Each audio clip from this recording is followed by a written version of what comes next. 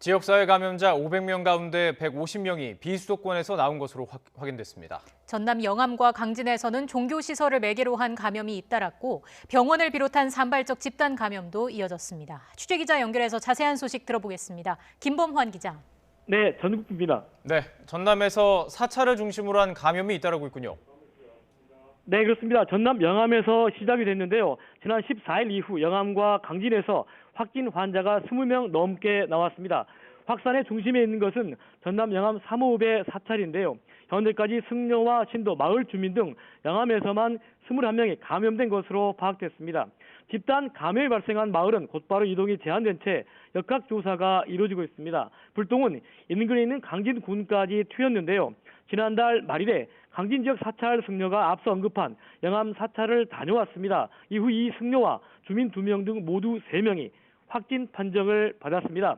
지난해 1월 코로나 첫 환자 발생 이후 줄곧 정정 지역을 유지하던 강진에서 확진 환자가 나온 것은 이번이 처음입니다.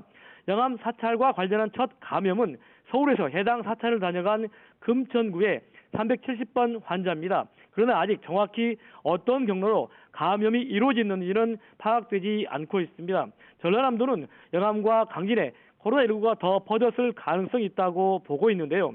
지난달 29일부터 그제까지 영암과 강진 두 사찰을 방문했거나 방문자와 접촉한 사람은 진단 검사를 받도록 행정명령을 내렸습니다.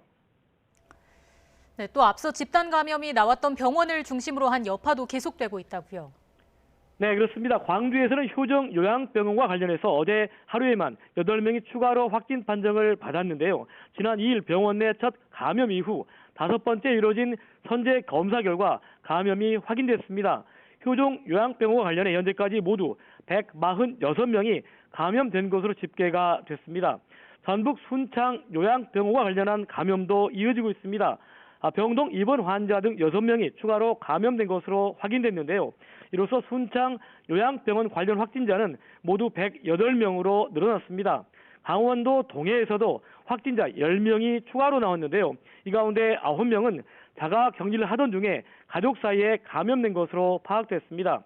이런 가운데 대구광역시는 자체적으로 일부 방역 조치를 완화해서 논란입니다. 일부 다중이용시설의 영업시간을 정부의 방침보다 2시간 늘리고 유흥시설도 영업도 가능하게 했는데요. 정부의 방역 조치와 차이가 큰 데다 다른 지역과 형평성 문제도 있어서 우려가 커지고 있습니다. 또 광주의 일부 유흥업소는 당국의 방역 조치를 무시하고 내일부터 영업을 시작할 움직임을 보이고 있습니다. 지금까지 전북부에서 YTN 김범환입니다.